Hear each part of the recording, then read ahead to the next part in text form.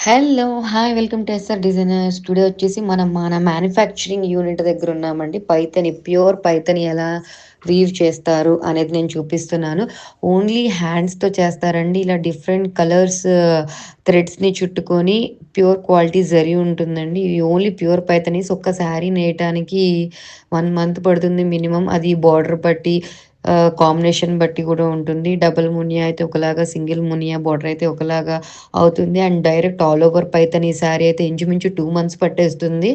And only Paithani border saris అయితే కనుక ఒక 15, 20 డేస్. చూడండి ఇవి పైథానీ శారీ అనమాట. లెహెంగా వచ్చింది. ఇది ఆల్ ఓవర్ శారీ వచ్చింది. పైథానీ వీవింగ్ శారీ.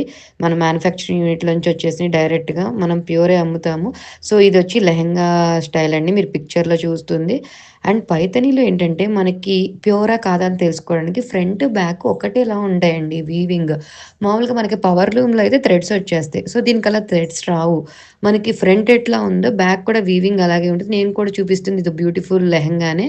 పైన ఆల్ ఓవర్ లెహెంగా వచ్చింది. కింద బోర్డర్ కూడా వచ్చింది. Thank you.